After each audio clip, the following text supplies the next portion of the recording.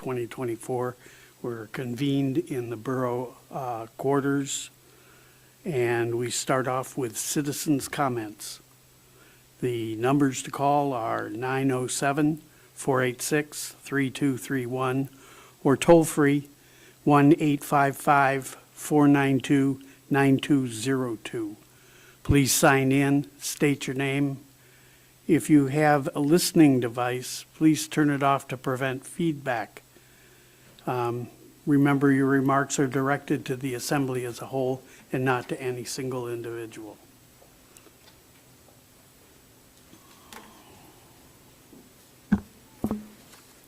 Thank you. Coral Chernoff. Good evening, Assembly. I just wanted to leave a couple comments about the code change in regards to the Alaska, the solid waste disposal contract. I guess the first thing I want to say is I hope that you look at this in a way that you think about what is a contract amendment. To me, and I think everybody, and I looked up several definitions online, a contract amendment is really a small tweak. And so does a small tweak ever have to affect a code change? I would say that's a pretty big deal. And as I've gone through this process, I see where it's just doesn't even have to be. The main thing that triggered that code change is that Alaska Waste wanted to charge all the units that they can see in every building downtown. The staff has supported them in that instead of supporting the contract. So what they have done is made these changes that support the things that Alaska Waste wants, which is to support them charging units. I've also been listening to a lot of the meetings, and I think it's unfortunate how much misinformation you receive. One in particular, and in regards to the units, was the work session last week. It said that businesses were required to have a dumpster, and amendment 2, this amendment was going to let them have a single roll cart. Well, that's not true. The contract does not charge per business. The current contract we have has nothing to do with businesses. You're not charged per business. So when you're fed these things that are not truths, they're misinformation, and I'll make a whole list of them for you and send you to them by email. It twists what you understand about what's going on and how you view it. So I'll just say that, and I'm going to say from my case, like say it's always been said, I'm going to small claims right now. It's always been said, I'm going to small claims because I don't want to pay my bill. Not true. I went to my lawyer and made 3.5 pages of all my attempts to resolve my issue. Alaska Waste just did not want to follow the contract, and our staff did not want to support following the contract. And a matter of fact, at the last work session, it was said by staff, there it was in black and white, exactly what she was saying. But we keep on going with this where they don't want to support what's in black and white. So I hope you'll pay a lot of attention to what's going on with this code and contract. Thank you. Thank you. Anyone else want to speak? Please sign in and state your name. Michael Johnson.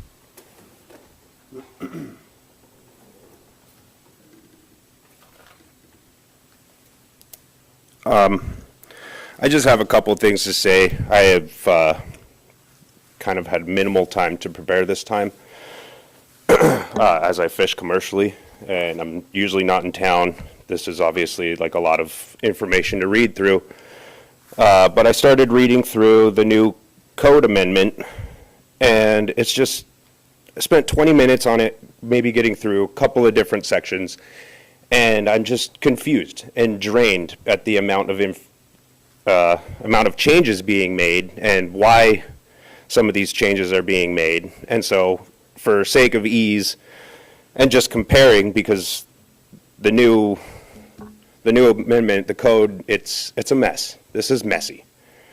I printed out the definitions as they state. Like, this is super easy to read through. I don't have to reread things multiple times. I've gone through this in just a couple of sections, and I have to read it 3, 4, 5 times, and some of it still doesn't make any sense to me. A code should be simple. It should be easy to understand. It should take one read, and you should get what it, you should understand what it says. This is also not code language. This code is written in contract language, and I Googled it. Code, its purpose is it's a set of rules that establish minimum requirements for safety. Contract is what gets into all the rest of the details of that. You don't need to cover that in the code. It's covered in the code, and the contract is what works out all the rest of the details.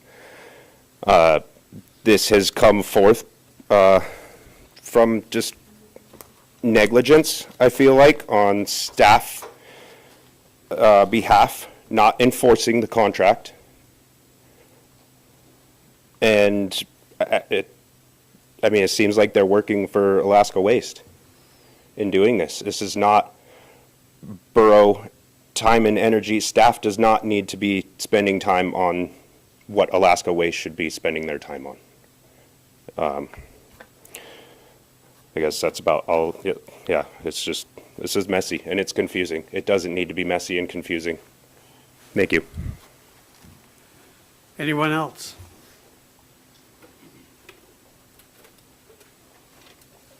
Please sign in and state your name.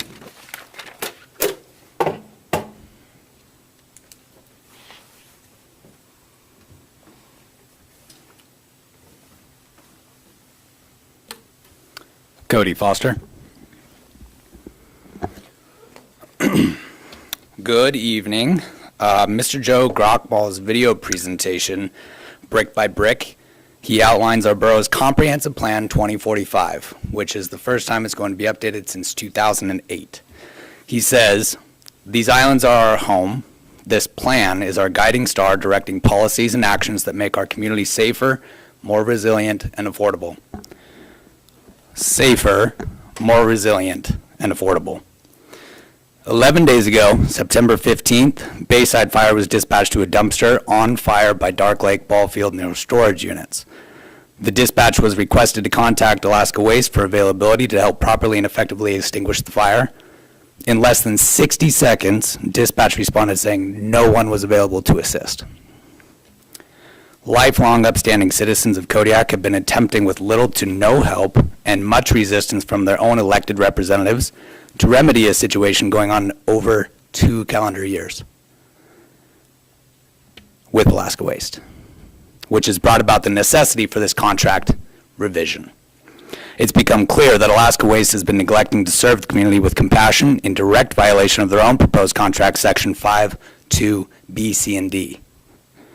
I'd like to thank the individuals, though, who are upholding their commitment and obligation to serve the citizens of Kodiak that they represent. Always be principled. Reminder that elected officials have a direct mandate to represent the public's interest, not the contractor. A reminder that when you enter a contract, it should be carefully read and understood to ensure the obligations of all parties are clear and concise. Under the current Alaska Waste contract, the Kodiak Island Borough representative has the duty to protect the interests of the citizens. The term ambiguous has been repeatedly thrown out in these meetings regarding this contract. That's not clear and concise. When you enter a contract, it should be clear and concise. No ambiguity. I recommend getting clear, and until perfect clarity from all parties is established, make haste in your contractual and moral obligation in supporting your citizens of Kodiak with their current issues at hand and listening to them. They have been speaking. I appreciate what you presented, that you're going to present it to the community, and you would respect that and listen to that, but they have been talking. Listen and protect them, as you guys have chosen to chosen and elected, thank you for your service, but as you guys are doing. Thank you. Thank you.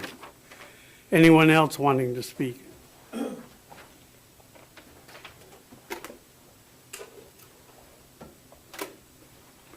Seeing none, we'll move on. Next is a presentation from the Providence Kodiak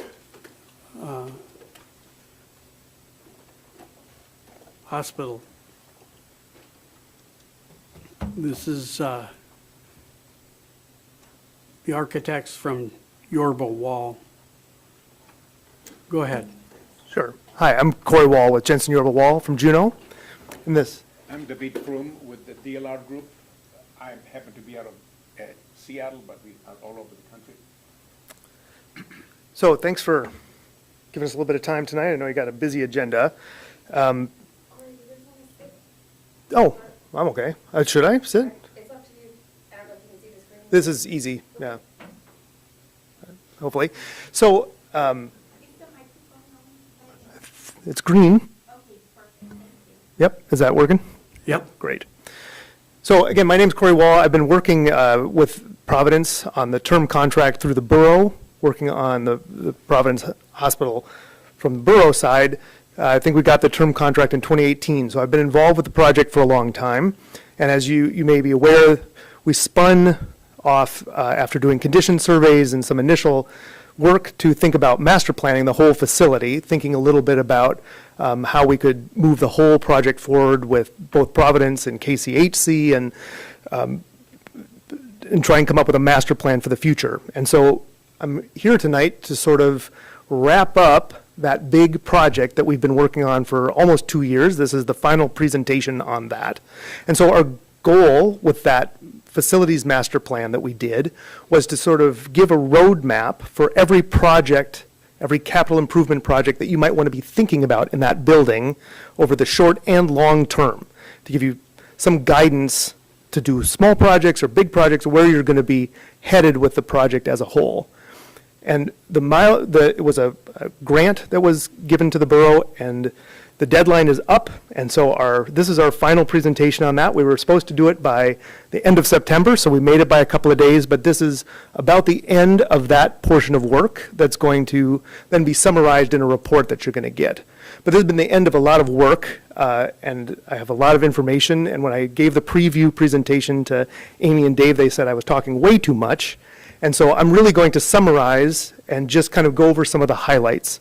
But there's a lot more information available, so if you have any questions or you want to get deeper into the weeds, I'm more than happy to do that about anything that's going on. Can I ask a quick question? Absolutely. Are you going to provide us with written copies of the final report? Yes. And so the final deadline, my understanding, is October 10th. And so we'll be wrapping up any comments we get tonight or the next couple of days. We'll be incorporating those and then trying to do that final report, which will be lengthy probably. Yeah, and try and contain everything with, so you can look back on all the information that we've gathered. But then obviously there's going to be next steps. And so what we're hoping to do here is just provide you this roadmap, because next you're going to have to figure out how you're going to move into project development if indeed you want to take on a major project at Providence, which will lead to fundraising and design and construction. And so you still have a long path ahead of you, but this is wrapping up this important first step. So just a quick review of the building for people that maybe are not as familiar with it. So the building has many phases. This is the multi-story portion is the blue off to the right, but it started with the red portion in the middle of 1969. That was a single-story building, and then the yellow wraparound long-term care at the time was put onto it in 1975, and then that three-story addition was built to the east in 1997, and then including a little bit of mechanical space, the light blue at the upper portion of the site. And then there's a 2007 addition for KCHC, that single-story clinic that was off to the south of the three-story building. So when we did our analysis, we first of all were looking at the site and facility needs of the building and the site. There were a number of things, but these were kind of the big highlights.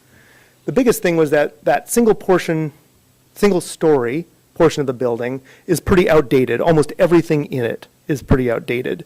So the systems, the finishes, the envelope, the roof, everything needs some attention. The second is that we did a structural analysis looking at that building, and it has inadequate seismic bracing inside the building, particularly that red portion, the 1969. It has a little concrete roof, a little concrete deck over it, and there's not very much bracing that secures that deck in the case of a seismic event. Then, of course, it's a big single-story building. It was built for different needs than it's serving right now, so it's been renovated, but that leads to inefficiencies just because of the layout and the renovations, so it's a not very efficient layout, and it takes up a lot of site because it's a single-story building. And the last bullet point was just that you need more parking on that site, and so having a big building in the middle of it taking up a lot is difficult. And of course, as we all know, there's just stairs and ramps leading up to the building, and so their accessible entries into the building are difficult. So that's the building and the site. There's also some issues with the programs, the space programs inside the building. So the outpatient, so PTOT, physical therapy and occupational therapy, the specialty clinics, all the admin, a lot of the stuff in that single story, they actually have more space than they need. If you redesign that space now, you could consolidate, make that much more efficient, and probably get the space down. So that's good news. The inpatient spaces, so the emergency department, the OR, imaging, up on the second floor of the 97 wing, a little bit constrained. They could use a little bit more space. But the bigger concern is that if you ever had to renovate any of those spaces, there's no easy way to do it. There's no adjacent empty space to, stand up a temporary operating room so that you could renovate the old one, for example. So if that, and eventually you will need to do some renovations in the 97 inpatient spaces, it's going to be difficult unless we start to think about a way to set you up for that. But the biggest space deficiency is KCHC. So right now they have about 7,300 square feet of space in the building, in that addition, that single-story addition at the front of the building, and a little bit inside. But they're also renting about 2,500 square feet off-site to house some admin people. And they need even more of the space than that. So if we were going to provide everything they need, that space would have to grow twice as big, maybe even a little bit more than twice as big, to accommodate KCHC's needs in the building. So again, this is what's here now. Some of those colors are kind of washing out. So this, I tried to put all these graphics on one page, so I apologize, they got a little bit small. But it starts off, upper left-hand corner is the first floor of the building, then second floor and third floor as you go around in sort of an L shape. So that's what's there now. You can see the blue on the right-hand side at the bottom, that's KCHC. Behind that is some admin and other spaces, and then a big storage spot that's sort of built into the hillside as the basement at the back end of that 97 wing. Then moving over into the single-story portions of the building are the outpatient spaces, the specialty clinic, then wrapping around is the physical therapy. Right in the middle, that pink is dietary, the cafeteria and food service, and then there's some building services at the back end. Up above on the second floor, that's all the inpatient spaces I was talking about. So that's the emergency department, imaging in the middle, and then the OR on the left-hand side with the lab and pharmacy across the hallway. And then up above on the third floor is the ICU, med-surg, and maternity. And all that's actually pretty good, so I'm not really even talking very much about what's happening on the third floor. Those spaces are pretty adequate. So what we tried to do after doing a lot of listening and space planning and thinking about what could grow, what could shrink, and talking about adjacencies with our medical planning staff, we came up with a bunch of options about how you could potentially move forward. We had 5 in the packet that you saw. I'm just going to talk about 3 that sort of give a range, and there's certainly more than that, but this starts to give some possible ways forward, we think. So the first one that I want to talk about, I'm calling option 0, and this is not really a new option. This is the idea that you would just keep the building. I think there's been a lot of talk about, what happens if we don't really want to build a new thing, we just want to fix up what we have, and so we wanted to give some prices and some indication about what that would mean. So option 0 is saying we're going to renovate that single-story wing, we're going to bring it up to code, we're going to fix everything that's wrong with it, and basically that's going to mean we're going to have to gut the whole inside, so when we put it back together, we can get some new efficiencies in it. We can consolidate some of those spaces down a little bit and solve some of the space problems. In addition, we wanted to look at what would it mean to try and solve KCHC's space problems inside the building where they are now. And so what you're seeing here, first of all, everything on the left, all those multicolors, we're redoing the single-story wing, make it more efficient. And then you see that blue has now expanded to take over all the storage and everything on the first floor. Now, a lot of that's basement, kind of hidden within, but it gives them enough square footage to start to meet their needs. But you can see that essentially means that taking over almost the whole bottom of the 97 wing. So this is, oh, and then the other issue, of course, in all of these projects, we're going to have to find a location for everybody to go, right? That whole west wing, if we're going to gut it and be renovating it, all those departments have to move somewhere. So one of the biggest expenses and complications with this project is going to be finding a temporary spot for all of those to go. So that's something that we built into the cost model. We want to think about that. So that's the first bullet point, is that we're going to have to find 26,000 square feet of temporary space for the 18 months to 2 years that's going to take to do this project. So that's a concern. Phase one, we'd renovate that west wing. That's about 31,000 square feet of comprehensive renovation. Phase two is we're expanding KCHC on the first floor. It's about 17,000 square foot of work. And after we're done, of course, we've taken over all that storage space. So you have a permanent deficit in the building. We didn't make it quite big enough for you. And so you're going to have about 4,000 square feet of off-site storage in perpetuity. So I just wanted to highlight this, and I think a lot of you have seen this already. This is the structural analysis that was done, and there's a lot more we could talk about with this. But this is that single-story wing, showing how many footings we'd have to dig into the middle of the building. Each one of those is about a 5 foot by 5 foot concrete footing. So we'd have to excavate out the concrete slab, pour that into the middle of the building, put a big steel brace in those locations. So it's a lot of interior work, a lot of concrete demolition, which again means that it's going to be a gut and redo of that building. The other thing I want to just quickly highlight is we believe, and we've done some code analysis with the structural engineers PND, that you're going to fall into needing to do this seismic upgrade if you do any major renovation or reconfiguration work in this building. And so it's not something where you can do a small project and get away with not doing the brace frames for a while. You're going to be triggered this, unfortunately, whether you want to or not. Yes. Oh, I'm sorry. Up through the chair. Go ahead. Can you define major renovation? Is that by price volume? Is that by length? Can you help me understand what major renovation means? Well, it's a little bit of a, yeah, I'm using those terms to differentiate major, medium, minor, so that when we put costs against them, we could understand how much we were doing. In this situation, what I'm talking about is we're taking it down to the steel frame. So we're taking everything out of the building. We can maybe keep some interior walls, but probably not very many. We're just going to open the whole thing up down to the steel frame, down to the concrete slab, and then we're digging holes in the concrete slab. So this is going to look like, you know, a new construction. And then we're going to build it all back up again. And this is one of the things that, again, from the condition survey, there's not much in this portion of the building that you would want to keep anyway, from the mechanical systems to the electrical systems to the finishes inside the building. It's all pretty much at the end of its lifespan. And again, we could talk more about that. You know, one thing, like there's an abandoned dental clinic in the long-term care, so all that piping's still in the wall. So, you know, it's all just ready to be renovated comprehensively. Does that answer? No, okay.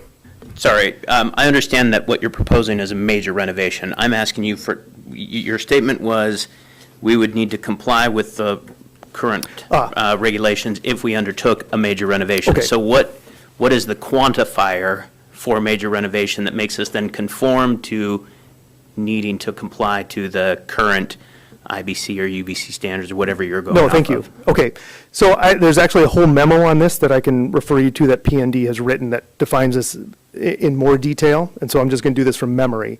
But they were actually saying to the point of if you're relocating a door, if you're relocating a window, if you're relocating a wall, it triggers the seismic upgrade. Yep. And so it's, even though I'm saying major to trigger the seismic upgrade, it was surprisingly quickly. And again, I can refer you to that memo that has much more detail about that. Okay, so this renovation, if we did all this, that's about $49 million to do that project, which works out to a little bit south of $1,000 a square foot. And at the end of it, your building looks like it does now. New skin on it, it'll look nicer, but it'll still be that single-story building. Yeah. Oh, okay, thank you. And so all of the costs we're going to talk about tonight are construction costs. And so that is the price that the contractor would bid to do this work. It's not project costs, and so there's going to be another 40 to 70% on top of that to do permitting and design and buy the FF&E for everything. So there's a little bit of soft costs, but this is what we're talking about tonight is just construction. We did, into the construction estimate, talk about the temporary building. So that is part of it, the idea that we would have to renovate some space and then rent it for, 2 years. And so that several $1 million that is in the cost estimate. But thank you, David, because we want to make that clear that this is not everything you would pay, this is just construction. So pros, you retain the existing building if that's a desire of the community, so that's good that we're not tearing anything down. But there's a lot of cons, just same building, takes up the same amount of space. At the end, it's still going to be somewhat inefficient. Okay, so we'll skip over to option 1B instead of option 1. And so this is kind of the opposite end of the spectrum on this. This is saying we would tear down that west wing and we'd build a big new addition where we're still trying to take care of everything on the site. So we're not moving anything off site. At the end, you're going to have everything that's there now with a little bit of additional space to really solve your future problems in a big new addition. And so here you can see off to the left side, now that big addition is gone, and instead we have a 3-story new tower that's right next to the existing building. So you could come walking in at a level below, right at grade, and you could come up into a new dietary area. PTOT would be there, some building services and admin.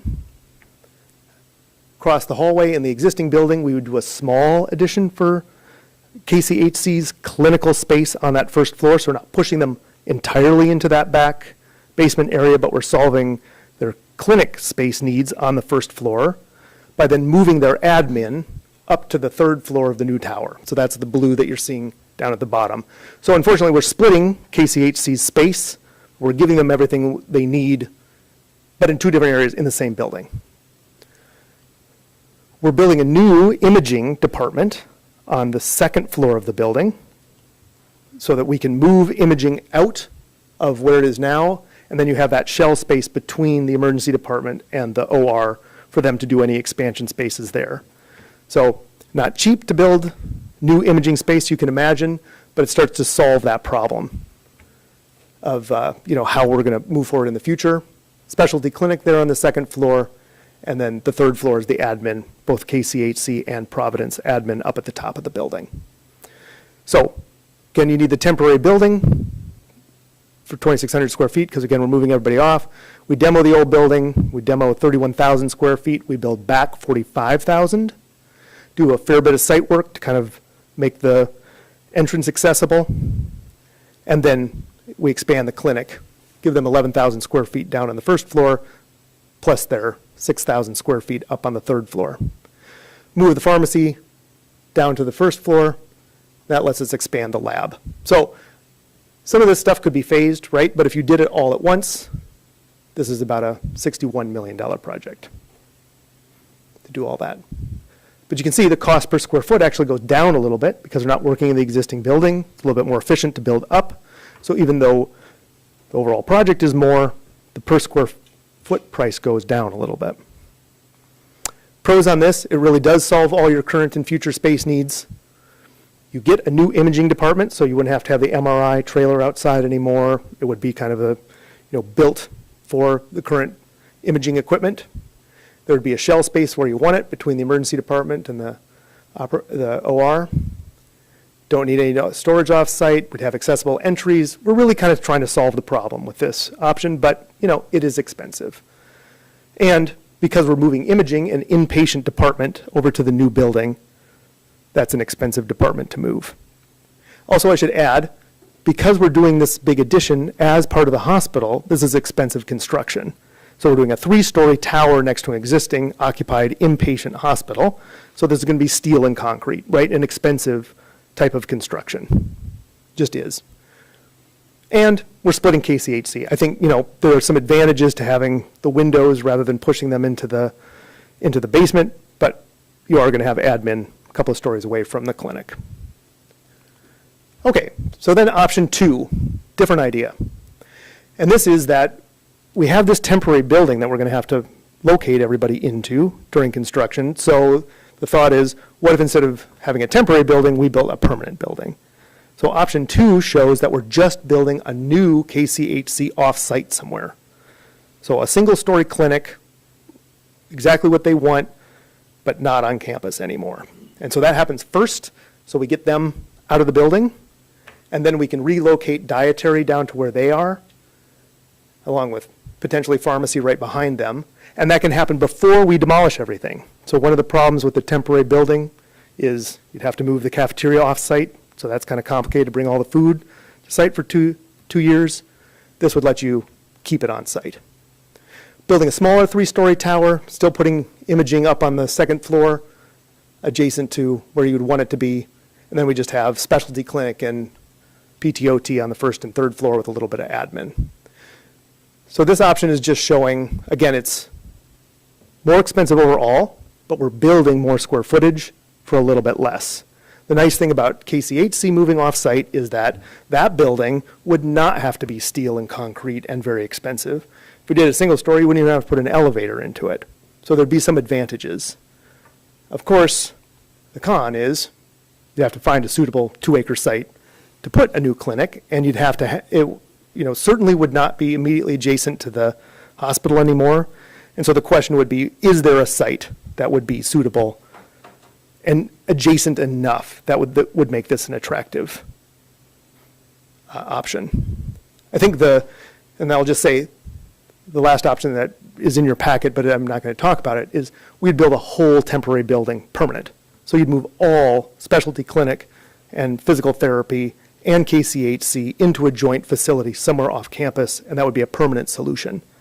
So whatever we built on campus would not include those departments anymore. It would let you have a much smaller on-campus building and a much larger off-campus building, but again, with less expensive construction would be another option.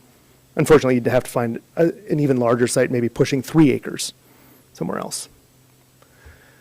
So a lot of options, a lot of stuff to talk about, a lot of things to think about. I tried to just outline some points where I think you are going to hit some crossroads, right? That's maybe going to lead you one direction or the other. And I think the first is it reasonable to have this off-campus building for 1 to 2 years? So in conversations with the Providence folks, they thought it was. They thought they could overcome the difficulties of having dietary and even laundry and all these buildings off the site. But I think it is a question in Kodiak, could we find a suitable building? Could we find a 26,000 square foot building that we could renovate and become, physical therapy and specialty clinic and produce food, do the laundry? That's a question. Second is there appropriate real estate that would maybe let us think, maybe instead of building that temporary building, you should build a permanent one as a medical office building nearby but not on campus. That leads you a different direction if there's an attractive site to do that. And then third is something to just think about, that right now we have essentially 3 entities that we're working with in one project. So we've got the Borough, obviously, we've got Providence, who's leasing the building, and we have KCHC all working together and potentially being partners in a project, which has some complications you could imagine. So one question is just, would the funding and project administration allow KCHC to partner with Providence and the Borough for a combined major construction project? And if allowable, is it desirable? And it might be that KCHC could do their own fundraising, come in with enough money that would make that not just possible, but a real attribute to pushing a project forward. So maybe it's preferred. Or maybe it's difficult enough to imagine that it would be preferable that they would build their own building, off campus, and then you could separate those 2 projects out for project administration. And I'll also say, from KCHC's perspective, if they have a faster track to get the money, it might be desirable for them to have a building much quicker than it would be if that was just combined into a pot for a much bigger project. And then fourth, and you kind of have seen this in the option, is should we be trying to solve all of your problems now, including future things coming up, like a future someday we're going to want to renovate the OR? Should we be thinking about that and planning for that now, or is there not a desire to do that? And so you would push that off as a future project, that you know you're going to do a big project now, and you're going to have a big project coming in 15, 20 years, or not. So something to think about on that. So I've talked for a long time, but Yeah. As was indicated here, my specialty is healthcare architecture. And I just want to make just brief comments, I promise, about what is in front of you. First and foremost, there are certain decisions that would guide you as to regarding beyond dollars and cents as to what solution is appropriate for you. One of them has to do with the co-location versus the separation between your, what I would define as inpatient and the outpatient. Because right now they are sitting together and they're sharing what we call the diagnostic and treatment, the pharmacy, the lab, the imaging, and so on and so forth, right? These are convenient. So in other words, you just have to either go up an elevator, you have to go down the hall, and then you can use those. If you are off-site, it means that when a specialty clinic or a physician provider asks you to go have an X-ray done, you have to get into your car and go down the road for that. That's one element of it. Second, when we talk about the remodel of the west building versus the replacement of it, I would say that remodeling that building would be a missed opportunity for the future. What we hear from the healthcare folks out there is that they really cannot tell us specifically how they will function in 5, 10, and 20 years because of quick pace of change as a result of technology. So what they ask us to do is to design something that is flexible and adaptable. Because of the nature of where those columns and the braces are in the current building, it will be very difficult to have that as a long-term adaptable building, particularly considering the numbers that are there. In addition to that, I think that anything that happens on the west side has two opportunities to that. First, some opportunity to separate a bit the staff versus the public circulation. Right now, it's all combined. In other words, when you're bringing somebody from the ED, from the emergency department, to the imaging because they need an X-ray because they broke their leg and they're on a stretcher, it goes through the public. Typically, you would like to separate it. So that brings an opportunity potentially to look at how to separate those circulations. And because you have the sloping site, as is indicated in some of those plans, you have the opportunity to separate any of the circulation that relates to the inpatient with the outpatient. All the clinic circulation comes from below. Anything related to the hospital comes from up above. And I will not extend my comments beyond that, but I'd be happy to answer any questions. Any questions? Go ahead. Thank you very much both for your presentation and the time that you put into this. Sir, you just indicated hospitals have asked for design criteria to remain agile, flexible, adaptable. I was uncertain of your comment, though. It said where the columns and braces would prevent that from happening. Are you referencing the columns and braces that are proposed in the conceptual drawings, sir? I'm sorry, I should have been more clear. I was talking about the existing, should I be here? I was talking about the existing west building. The diagram that Corey was just showing where it has all the columns. The columns are somewhere dispersed in different ways, and what you saw that there were some lines between the columns. They indicate bracing between them. They become barriers to any kind of rearranging in that. So let's assume that the first plan that you do in that building, you took that into account. But what happens in the future when you suddenly have to switch the size of the rooms or change completely the function of that building? It makes it a much more cumbersome, much more difficult building to work with. Yeah, but we want to move on the agenda too. Well, we're trying to spend $50 million. So Not yet. in your, based off of that, option 0, which, again, presents our line and columns, is not a viable option from your perspective. It's viable from the standpoint that that you can do that. What I recommend against it because of the long-term utilization of that space, particularly in light of the cost of doing that. Okay, yes. You sound like you're in a hurry. I am. We got a huge amount of information to get through, plus a special session tonight, so. And we're going to discuss this over a number of different work sessions. With him here present? No, but you will also have an opportunity to read the document first, which is going to be a lot of help to you. Point of order, please. May I, go on. You said in the first section about building a temporary building so that would have to meet all hospital guidelines, et cetera, and that would be a temporary building? No, basically, we call it the empty chair. You have to move some of those departments temporarily to somewhere else. Most of those departments we are dealing with are not necessarily what we call the I-1 occupancy. In other words, they are not to the high standard of the hospital because you are not bringing inpatient into those. You build the clinic building to a lesser level.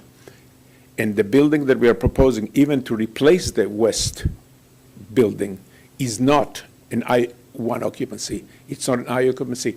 It's a lesser set of requirements for that.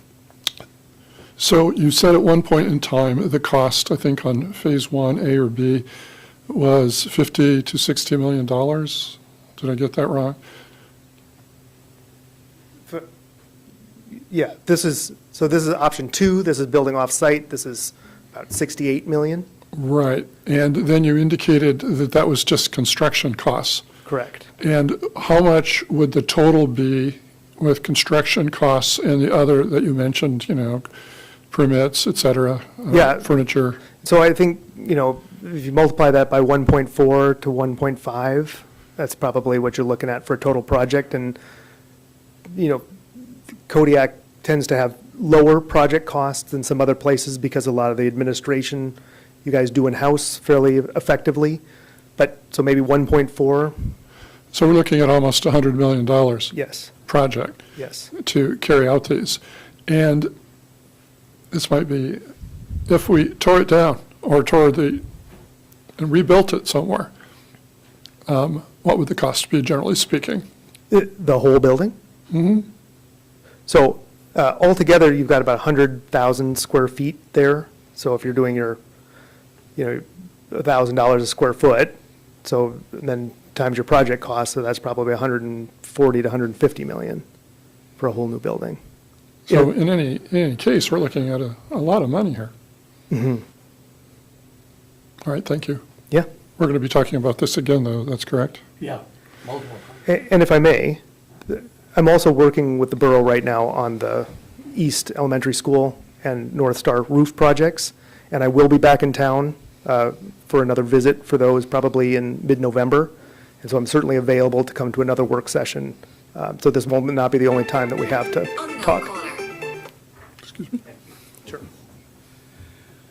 Okay, Yeah. any other questions? Thank you very much. You bet, thank you. Okay. We're now going to discuss policy decisions on the old mental health building facility. Madam Manager.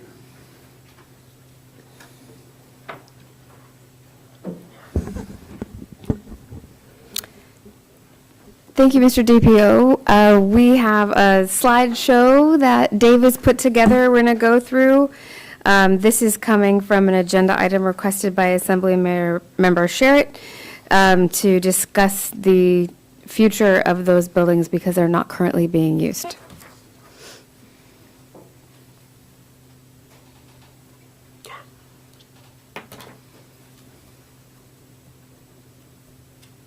So I kind of did a quick and dirty here. I think you know what, these buildings, the history and everything like that. So the first thing I did was I put a site plan to remind everybody that these were indeed apartments at one time. And this is the original site plan. I believe it was 1958, if I'm not mistaken. Or no, 68, excuse me. 68, sorry. Jumped 10 years. But obviously, the building we're in was dormitory. We're in the living wing. I had to laugh when you go through this set of blueprints. I found the rumpus room. I thought that was pretty interesting. But you have building 102 and building 101, and you have a utility building or furnace room in the middle of that. That's that small building that's in the center of the property. The exteriors are vinyl siding, vinyl windows. Overall, for the age of the buildings, and these were remodeled, they are not in horrible condition. We have some broken seals in the windows, things of that nature. It definitely needs a new roof. So again, exterior views, meeting rooms, residential units. So the building, as I face the buildings on my right from where I stand, we're pretty much those would take the largest amount of renovation because of the lack of separation between the housing units. And this is not insurmountable. There was quite a bit of change to these. You would have to do the segregation for fire in between the units. This is kind of what I'm talking about. The slide on the left shows that it's like the doorway and the doorway and the doorway all the way through that particular building. The unit on where I stand to my left is not like that. There's only 2 units that have that pass-through.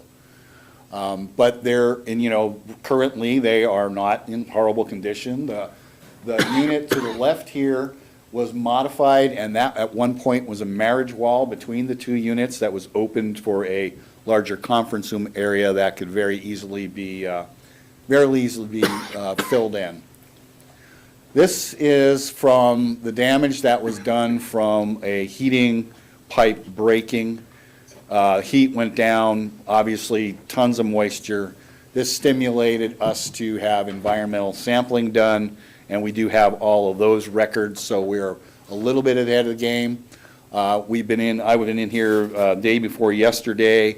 It is a much drier environment than it was when this was originally encountered. We do know that we have mold, we have asbestos, we have lead within these structures. Again, this is just another view of the inside of that particular unit. Now, this is 1 unit out of 6. There are some peripheral damages, and if you look closely on both of these, the ceiling, the seams from the drywall is buckled. So the recommendation or the consideration would be to look at ordering an estimate based on hazmat survey, abatement for remodel, order an estimate for the demolition, which would require require abatement, remodel with regard to the restrictions placed on the property. So when this property was given to the borough, there were deed restrictions that it required to be for education or health care. When the BIA came back with their answer, they didn't say, go forth and do whatever you want, but they also didn't say, hey, the restrictions are going to be removed. So you have to keep that in consideration. This could be a remodel in an effort to assist in the housing crisis that everybody's talking about. There is a property that you own that there could be a design and a plan to gut these things. I personally would recommend that we get rid of the central heating plant. We go to all electric utilities in these. We put in heat pumps. We already recognize that heat pumps are good for a very small amount of time. So most thing I know about heat pumps, it's kind of like buying a refrigerator or a dryer. Sometimes you get a good one that lasts 10, 15 years. Sometimes you get one that lasts 2. But you realize that because of the technology in the heat pump, you dispose of the heat pump and you put a new one in, rather than having to be worried about support of large furnaces, large production of water. You put water heaters in each one. You let the individuals that live in these pay for their own utilities.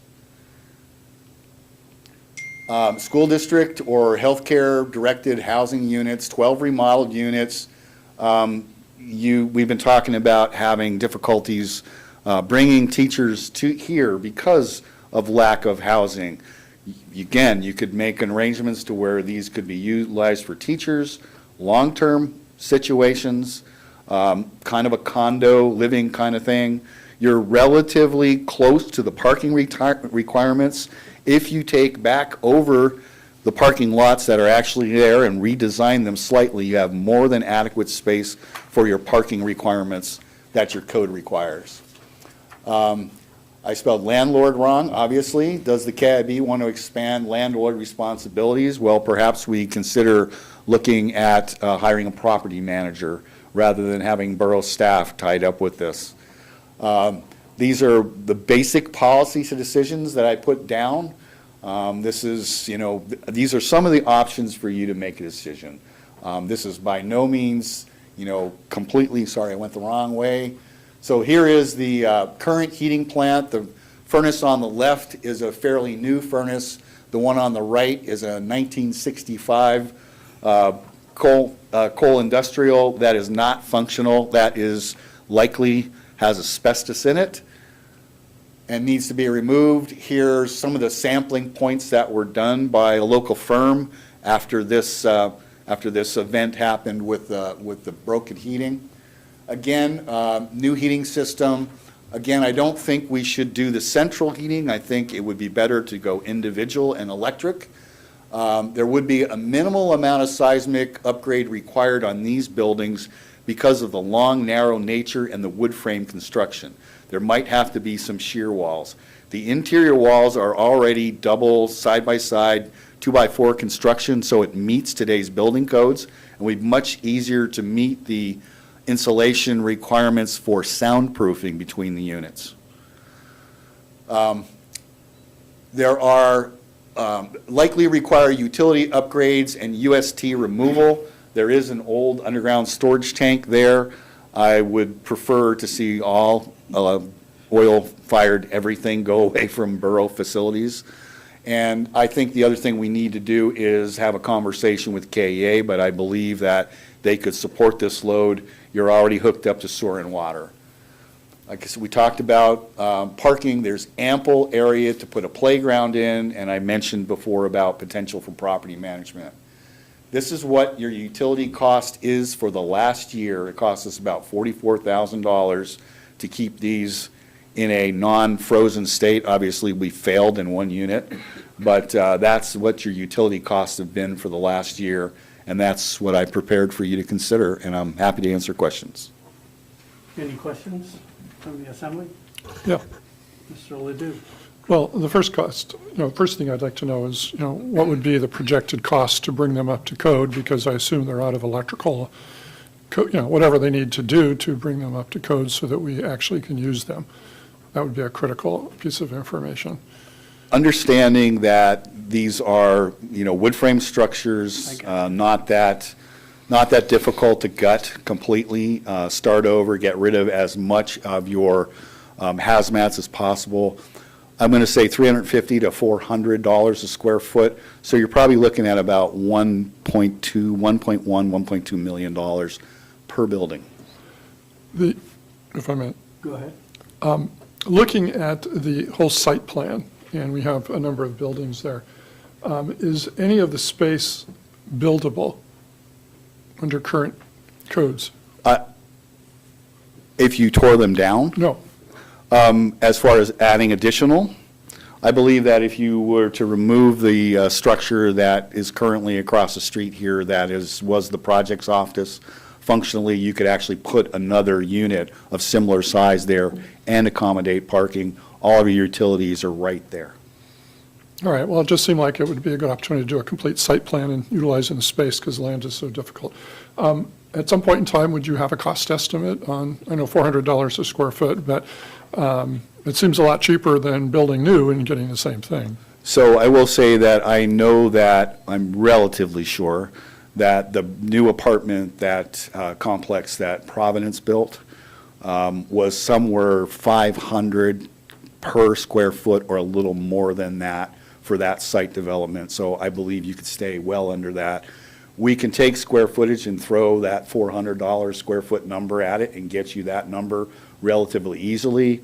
The question is if we're going to go down that path, I would recommend a professional estimate once all of the steps to remodel,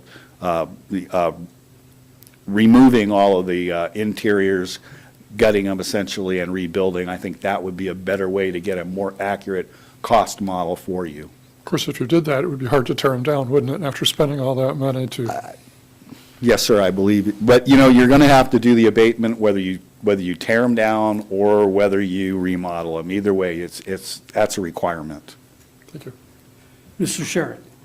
Thank you. I'd just like the assembly to know of a potential conflict. So it was my organization that conducted the hazmat survey. However, in being on the assembly, the manager, myself, Mr. Conrad, and one of my senior managers air-gapped both Mr. Conrad and myself from this process. So although it was an NWFF operation, Mr. Conrad and myself were not involved in the report, the survey, the inspection. So I just want to make the assembly aware that that was my organization, but we did both remain air-gapped. Any questions, the manager can probably answer those better than I can. Any other questions from the assembly? Mr. Griffin? If we used it for school district purposes, and this is probably a question for the lawyer too, do we run into the funding cap issues that some of the districts in Southeast faced? So we would have the option to do this as in-kind services, and then you would obviously have to give them less money. Or I think the better plan is recurring actual rent, so we can build up an R&R fund so we can keep them maintained. Thank you. I have a question. Would this, after being renovated, would it serve as the temporary place for the West Wing personnel at the hospital? Is there enough room? Well, no, because we're looking at residential, not a, we wouldn't be turning it back into a healthcare facility. We'd be turning it into housing. Okay. Yes? The school district, it wouldn't affect their budget at all, frankly, because the buildings would be owned by the borough, and if they hired a property manager, there wouldn't be any financial conflict at all. I doubt the school district wants to get into the rental business. Mr. Whiteside? Thank you. So I'm a little sensitive to us implying that this would, if we went forward with it, would be only used by a certain group of the community. If we're leveraging borough assets to provide housing, I believe we need to, if we're going to, let me rephrase this. If we're going to allow one portion of the community to utilize borough assets, I think we should be more equitable in how we approach that discussion. Madam Manager? Thank you. Mr. Turner, did you want to go in front of me? He has his hand up for me. So the deed restriction on that land is just for public use. So teachers would be one option, healthcare, police. Public use would imply to a lot broader range than just teachers. I think that's just something that we hear so frequently about not being able to get teachers here. That's an easy path to go, but it wouldn't have to be just that. Thank you. Mr. Turner? So I would have a little confusion on this, because if you turn it into a rental property where individuals are renting certain units, that is not public use. Sounds like an issue for the lawyers. Providence paid minimal rent. So Providence, I understand the Providence piece because they are open to the public. So as a health clinic, if you will, that is open to the public. If you rebuild them into an apartment complex, it no longer becomes open to the public. Somebody can't just walk off the street and walk into that building. That is not open to the public. If it were dedicated to a service, or there were some restrictions that certain portion had to be dedicated to a service, then it would be potentially for the public good. And I didn't mean to like draw you down a road, because this is a very beginning of a conversation. Those are just things that I do pay attention, and those are things that have been said in this room multiple times. No, I'm not saying you're trying to drive us down a road. What I'm trying to get at is it needs to be further clarified, because the way that I understand it is we cannot use them as rentals, even if it was a portion of it, unless it was a nonprofit running those facilities, not the borough. I would agree that I think this is probably the lawyer would need to chime in on this one, and I'm not one. Mr. Chair. Thank you. First off, this is a fantastic presentation. I feel sorry for you because the bar's now set. Can you back up a couple slides so we can look, keep going back again, right there. I think in this discussion, on your third to the last bullet point where we talk about 12 remodeled housing units, there was someplace in your presentation where you'd indicated potentially a sectionalized remodel. So let's just take, for example, if we have 6 units in one facility and we choose not to remediate or remodel the worst of the worst, are you recommending that we would possibly reduce that from a 6-unit availability to a 5-unit availability? No, I think you need to leave it, I think you need to put it back to the 6-unit per. The other thing that's not on here, I had a long conversation with the code enforcement folks, or the building inspector, excuse me, and you're going to need to definitely sprinkle these. There's no doubt. The good part is it can be residential sprinklers, so it's not hard pipe, it's PEX. So I think I think it'd be better off going back to the 12 units, because then you have 12 units that are 3-bedroom. And you also want to be careful, I spoke with the architect, the single unit on the far left from where we're sitting is actually like 2 efficiency apartments. But because of the type of structure, it's difficult to get the soundproofing and the fire rating between those two. So truly, here's 12 3-bedroom units. Any other concerns? Madam Manager. You might be wondering, how will we possibly pay for a project like this? So, I'd like to walk you through that long tabloid-sized piece of paper. That's just the open ARPA grants that you're looking at on that sheet. And it walks you through the timeline and lists out resolutions of how we decided to spend money. When we first got our first tranche of money, we passed a resolution and said we're going to do this and this and this and this. And then a few months later, the federal government said, hey, no, you're not. So a lot of those projects didn't get done. And so in that one particular fund, we have $1.7 million left. This sheet that looks like this, an Excel spreadsheet with the color codes, it'll show you how much we have left. We did spend all of our local government lost revenue relief program money. That all went towards the Peterson roof. After we got all of the resolutions worked out, our state and local fiscal recovery funds that we did have spent at one point, we have spent much of that to finish the Peterson roof. We have only about I think just under $23,000 that went to the landfill stormwater infiltration project.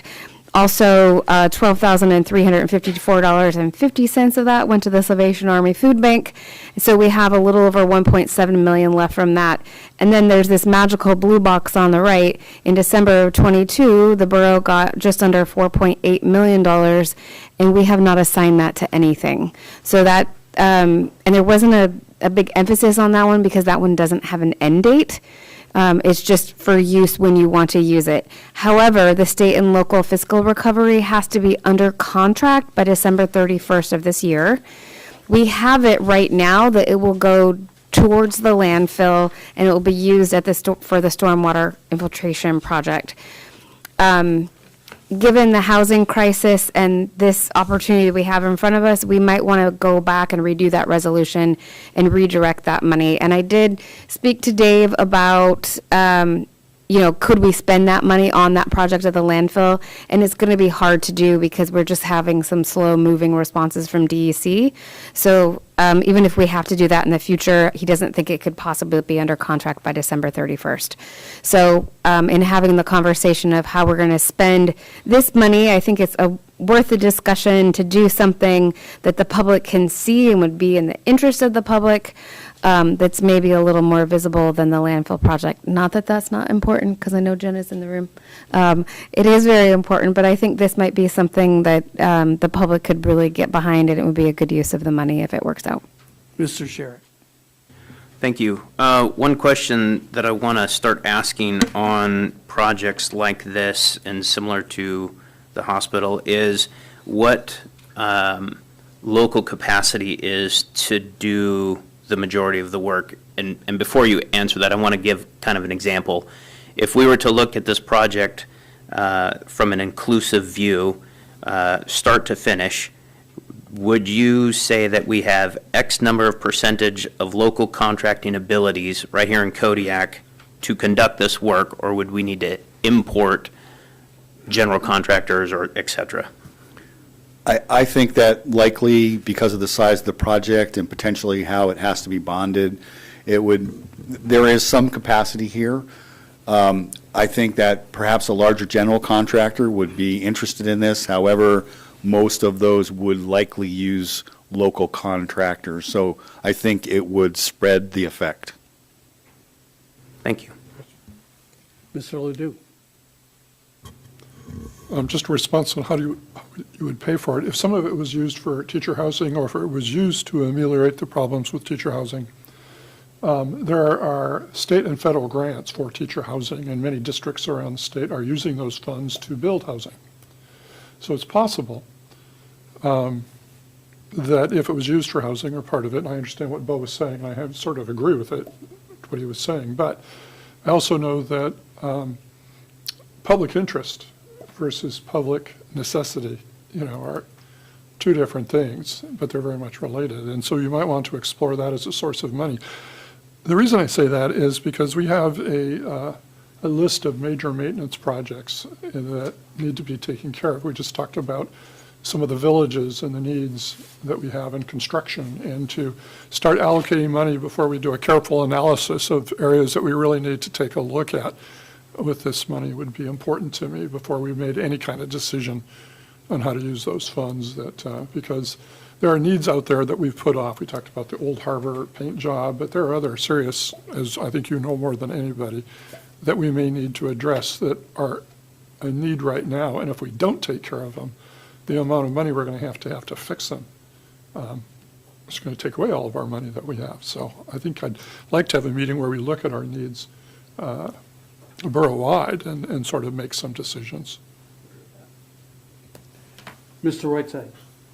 Thank you, and thank you for putting this together. This is great. I think the prospect is fantastic. To have 12 three-bedroom units would just be incredible for the community.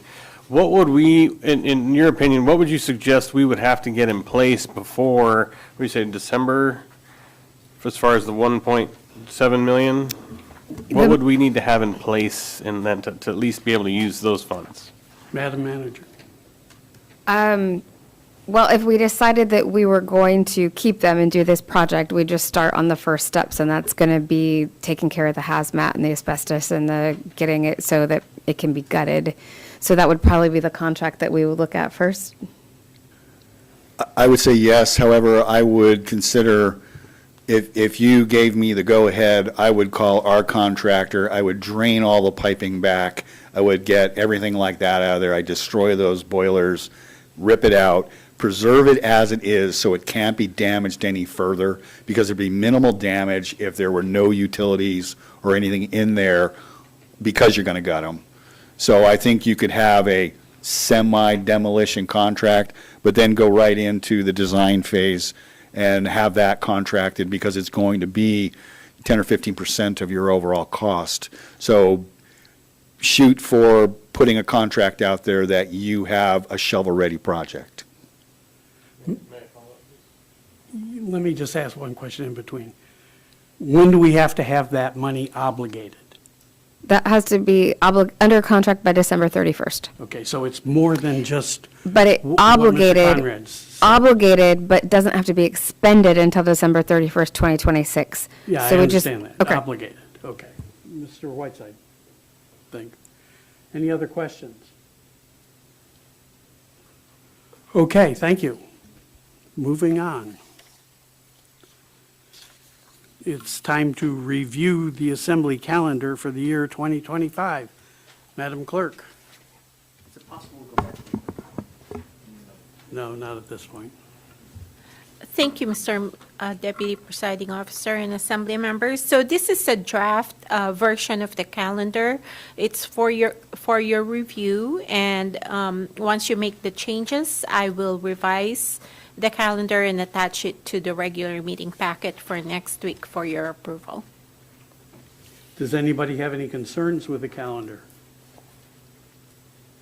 I went through it yesterday and I didn't. Mr. Sherritt? Thank you. Yeah, I actually see this as a moot exercise since we change the calendar often, and I say we just approve it as is and make our changes as we go. Thanks. Thank you. Okay, thank Anyone you. else? Moving on.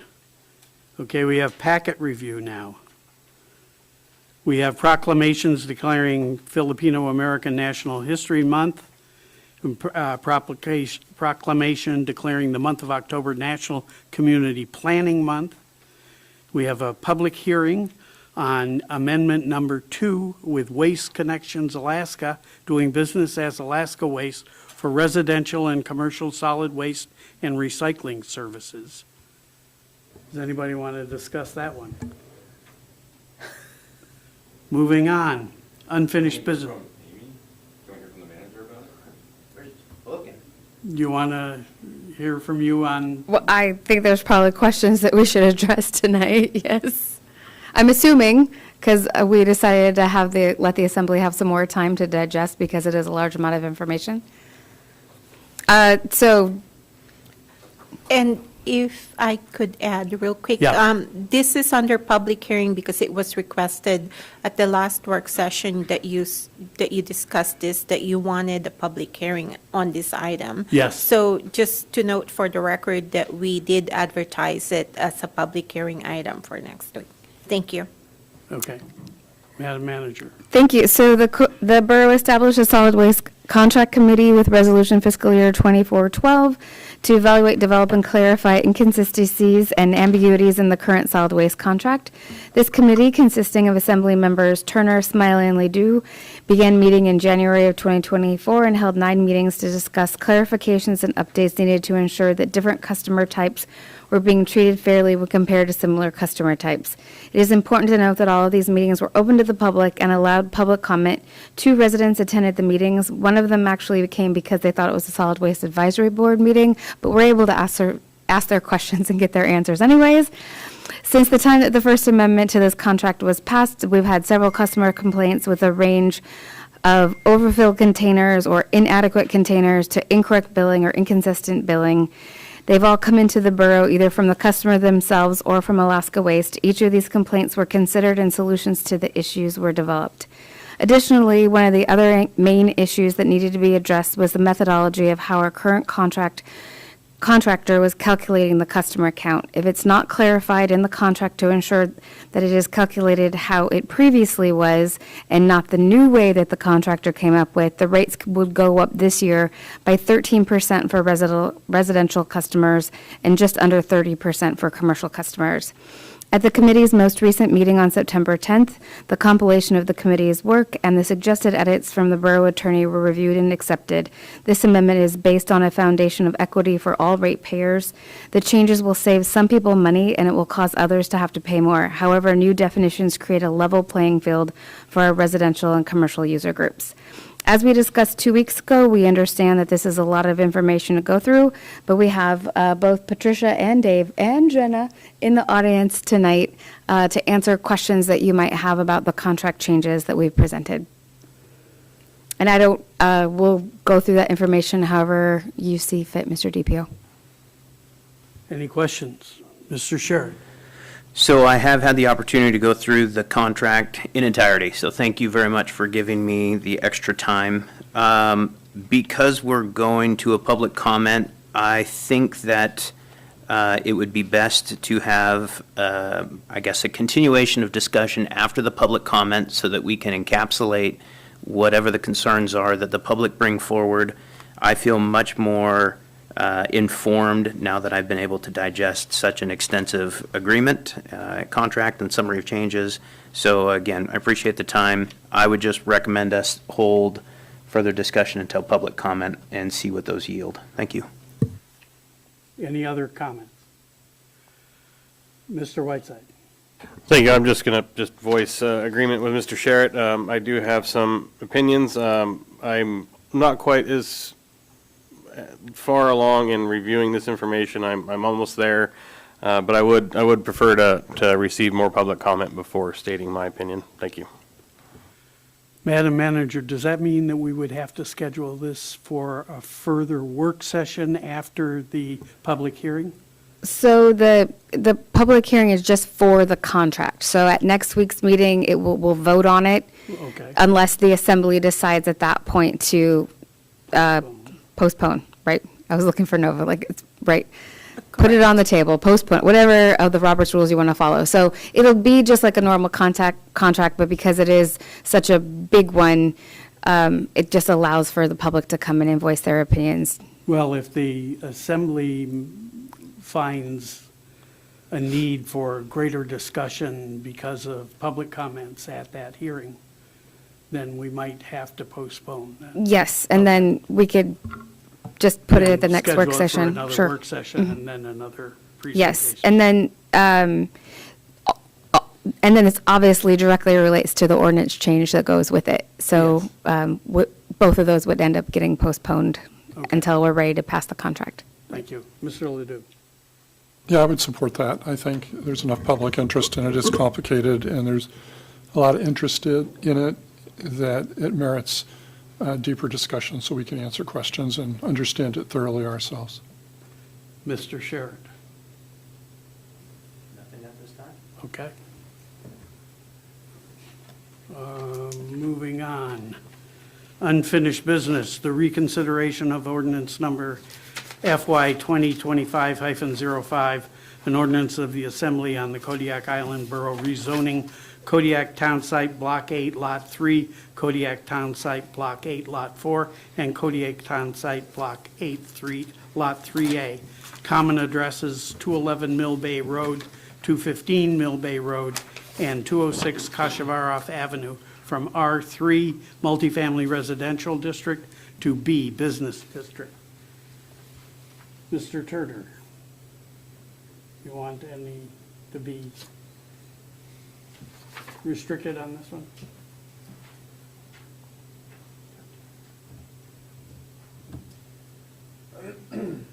Yes, I should be restricted. Thank you. You are. Would you like me to step out I don't care if so you I don't are. make faces at you? No, you can make hand signals to me. Okay. you know, Except for one. Is there any comment? The reconsideration is due to the fact that I asked for a reconsideration and Mr. Ledoux seconded that. So we will have to go back and discuss the reasons for the reconsideration at the meeting. Mr. Whiteside? Is there any reason we can't receive that information now? This is the work session. We need to have an informed opinion going into the meeting. We're going to do it at the meeting. is my understanding. Why can't we receive that now is my question. This is important. This is new information we have to process before. I'd prefer not to have the information real time and have to vote on something again, potentially real time. We should have the information now. If it's new, it should be presented to the assembly. My feeling was twofold. Number one, I don't think that we had a clear picture of the complexity of the anticipated real estate deal that what Mr. Markham was thinking about, point one. Point two, my understanding is there are complications for Mr. Markham in terms of tax advantages or disadvantages if we when we instituted the proper date for the thing. I forgot what the term is. So those were my reasons for doing it. You want to say anything? Looking at me? Yeah. Sorry, excuse me. I believe that the amendment was approved without a clear understanding of the ramifications of the amendment on the entire deal, and it could result in negation of the whole purpose of the amendment, of the request for resume completeness. So I think we need further discussion before we make that kind of decision, considering what it might involve. Mr. Sherritt.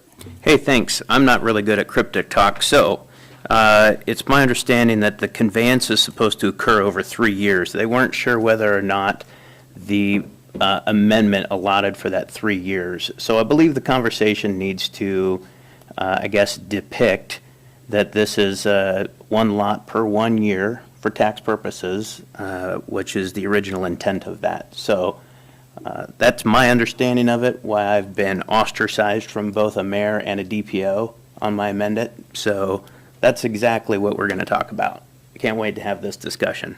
I think Mr. Markham will probably be here for that.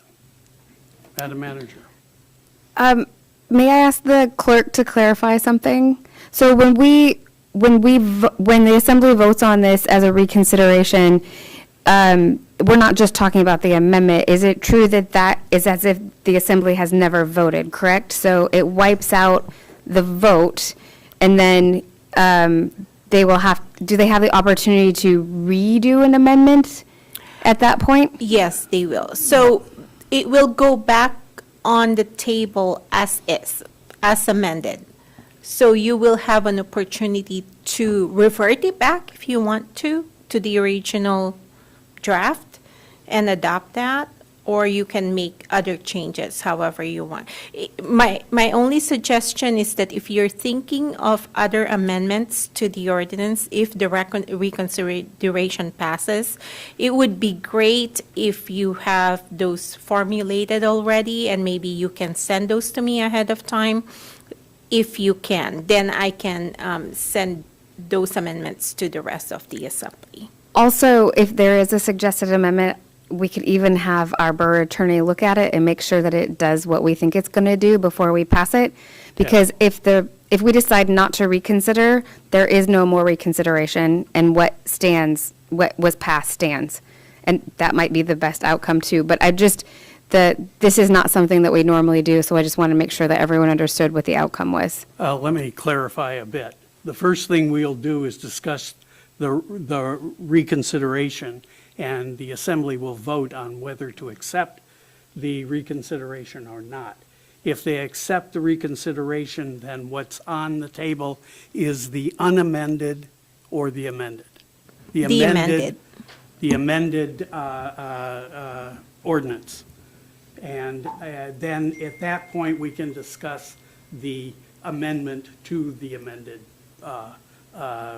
ordinance. Is that clear, Mr. Whiteside? Thank you. I think I do understand the process. I'm still unsure at what the new information, because as I understand it, this was reconsidered because there's new information, but we don't have any clarity on what that new information is. If the assembly is, or if two assembly members have moved to reconsider, based on new information, that information should be clear, and I don't have clear information to process for the reconsideration. So I'm a bit confused as to what exactly the new information is. If it's just a discrepancy on timing, I don't think that's what it is. or if it's a tax implication, we still don't have information. We Well, have. we'll have to it's- wait for Mr. Markham, don't you think? So, so the new information isn't, you haven't been provided the new information, you're just speculating that there is some coming from the person who has applied? I had heard from several sources that the amendment made it unattractive for everybody. This seems to me like an abuse of power. Well, thank you. Mr. Griffin? I would agree in spirit with Mr. Whiteside. We'd love to send amendment language, if needed, but without the complexity of the real estate deal being made clear to us, without talking to us about what are the ramifications that we should be considering if we want to revise the amendment. So I'm finding that part difficult also. Mr. Ledoux? I think that as we were closing discussion on the main motion, we had an amendment to that motion, and there was very little discussion on the ramifications of that. I'm trying not to talk in cryptic language and clear like you. That we didn't consider or seek input on what the ramifications of that amendment are. And this is a motion that did pass the Assembly, so the Assembly voted affirmatively to approve it. So there was support for the concept of the land transfer to the museum, but there was very little and no input from the public, the person making the donation.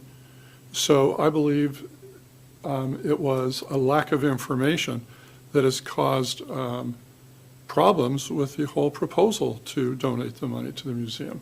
And so by reconsidering, we have a chance to understand the ramifications of the amendment passing. And I think that's reasonable. And because we want to make decisions on the best information possible, which is what we all assume to do. In this case, we didn't take the time to ask for input on what that amendment would do. We passed it, and then consequently, there are serious concerns that I believe can best be articulated by Mr. Markham. And I did talk to him on the phone, and there are serious ramifications. They're related to tax. That it? Yep. Anything else? Moving along. Mr. Whiteside? Thank you. I'm still struggling. I'm reading the agenda item information here just to make sure I'm understanding that we're following code. I don't know if Madam Clerk can help us with clarification. Doesn't the reconsideration require new information? And does this qualify as new information other than just uncertainty? Is uncertainty based on the outcome of the amendment, does that qualify as new information? Where does it say there needs to be new information?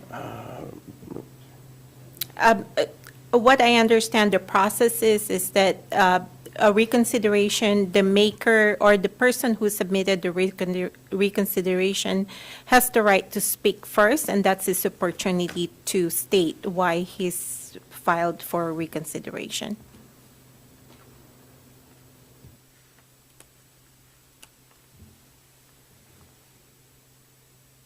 Anything further, Mr. Whiteside? No, sir, thank you.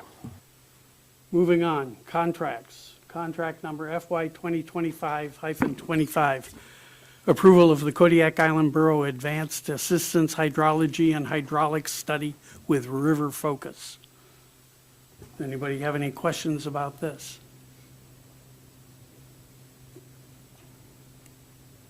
Seeing none, moving on to resolutions. Resolution number FY 2025-06.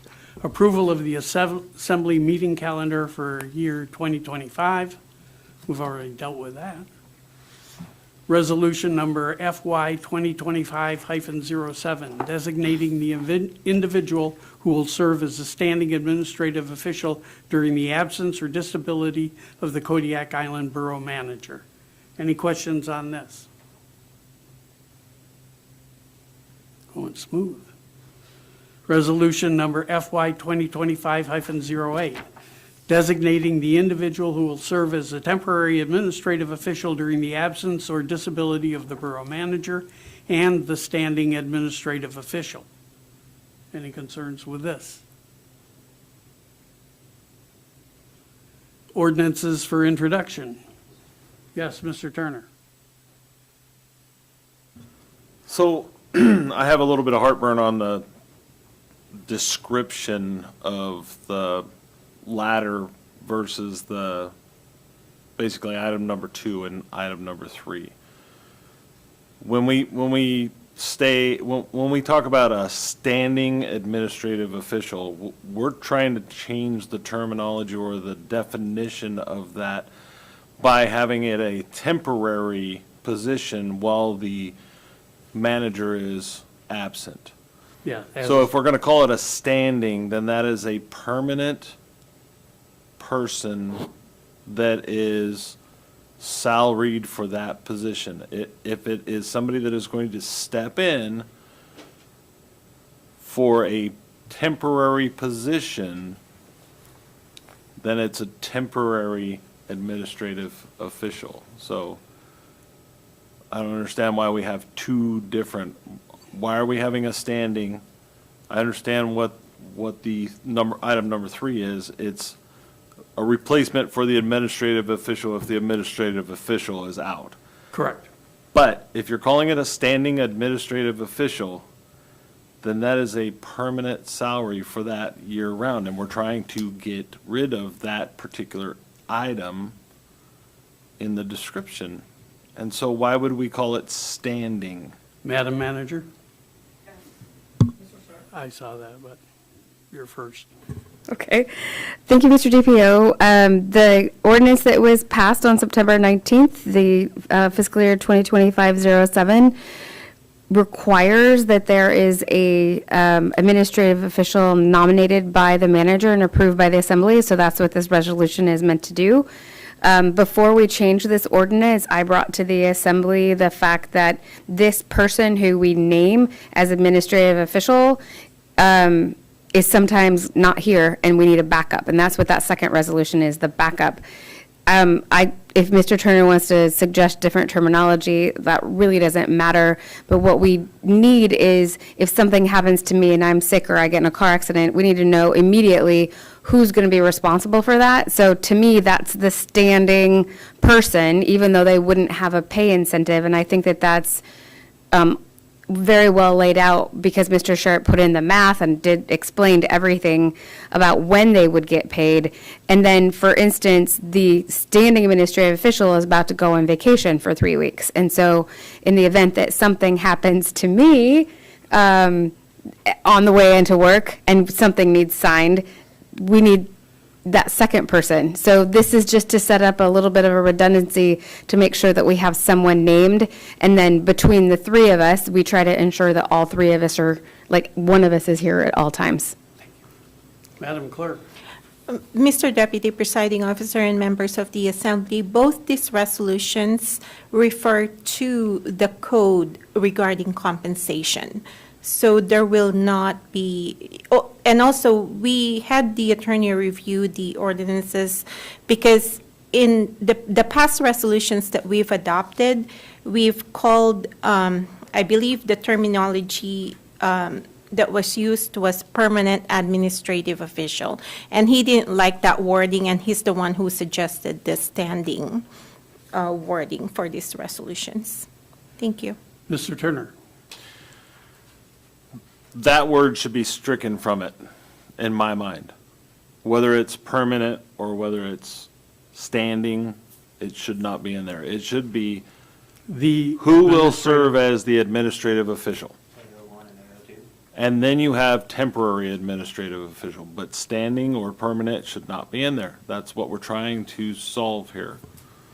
Another wording he proposed is designated, if you'd like that one, or if you just want to eliminate that also, let me know by consensus and I can revise the resolutions. That is what we've been talking about the whole time, a designated administrative official, but now we're putting standing in there, and I don't think that that is a correct term. Is everybody happy with designated? I was going to suggest our resident grammarian weigh in on it. We have solved this kind of issue before. I don't think it matters. Mr. Sherritt? Thank you. I was just going to suggest that we discern them as AO1 and AO2. Very simple to follow that. AO1's in position, AO2, if AO1's gone, AO2's in position. Very, very simple. Stripes on their arms, I think. I think with terminologies, I just don't want us to deviate so much from the ordinance that you adopted. So it could cause more confusion when we try to implement new wording. Does anybody object on the assembly to the word designated instead of standing? Nobody objects, let's change it to designated. I will correct those resolutions. Thank you. Thank you. Okay, moving on, ordinance for introduction. An ordinance of the Assembly of the Kodiak Island Borough amending Title 8 Health and Safety, Chapter 8.25 Solid Waste Collection and Disposal to clarify language and requirements for solid waste services. These are the code changes. Any issues with this? Mr. Griffin? Just as a question about process, Nova, so if, oh, never mind, I just answered it. Mr. Sherritt? So I would just echo the same as the contract is, wait to have a discussion after public comment. I view the two as a tandem or closely related issue, and I think that public comment could span both of these subjects. So I would recommend that we hold until public comment and then further discuss this. Thank you. Mr. Whiteside? Thank you. I concur, and I'll hold my questions and statements for the public hearing. Thank you. Madam Manager? In that same light that you said earlier, is there anything that you would like staff to prepare for next week? If you have questions or comments, is there anything that we can try to answer for you or have ready, or we'll just wait? See, what happened there is that you just expressed frustration with not knowing what other people know, and now I'm doing it to you. Mr. Sherritt? I will let you know that I plan to propose to suspend voting on the contract and taking it into a work session, regardless if there are no public comments or a lot of public comments. I will still be making a motion to suspend the vote on the contract, to take it into a work session so that we can flesh out some of the questions that I'm also holding until after public comment, as to not persuade public comment. Thank you. Mr. Whiteside? Thank you. I don't mean to be cryptic. I won't be ready to vote, and it's not that I don't have enough information. I want to hear more public input. It seems like that is increasing. I want to hear what the public has to say. That's probably going to generate more questions from me, not necessarily to staff, but just how I'm processing and comparing public input versus the proposed amendment. Okay, that takes care of that. We've got managers' comments. Good evening. Bunch of them.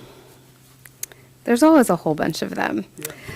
The Kodiak Island Borough website got a refresh that launched this morning. If you look at it, please be aware that there's probably going to be a couple of bugs in there with the new design.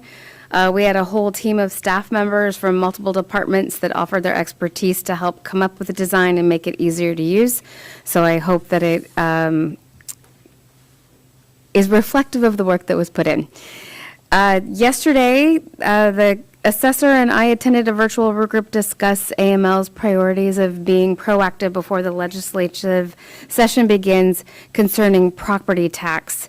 If you remember at the end of this session last year, there was a bill put through to make the mandatory exemption for seniors and disabled veterans jump from 150,000 to 350,000 without any consultation of the municipalities or what the effect would be. And so we're trying to get AML to address that so they at least get input so they understand what the impact would be. So we discussed that, and we also discussed the effects of tribal properties in different municipalities throughout the state. We're going to be meeting every 2 weeks, and so that's a really good cross-section of people, and I look forward to learning more about that.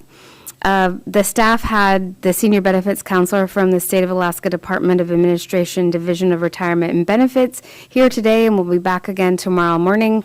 Anyone who's close to retirement or just planning for retirement could go in and learn about their benefits and how long they should stay to in-state service to be vested and when they get more health care benefits. So it was really great to have her in, and she was absolutely wonderful, and it was fun watching all the people going in and out talking with her.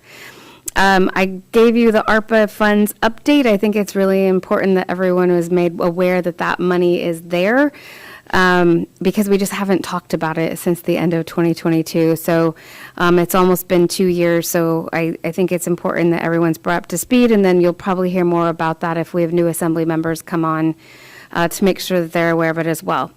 We got a fact sheet from the Alaska Groundfish Data Bank regarding 2 fishing vessels in the central Gulf of Alaska that experienced an unprecedented amount of Chinook salmon in a large biomass of pollock, which resulted in the closing of the pollock season. That's attached for your reference. And I'm thankful for Julie Bonney for being proactive and reaching out and making sure that the Assembly had the information about that. So thank you, Julie. As we have mentioned over the last few weeks, the AML annual conference is open. We're going to be discussing the joint use agreement at our next work session.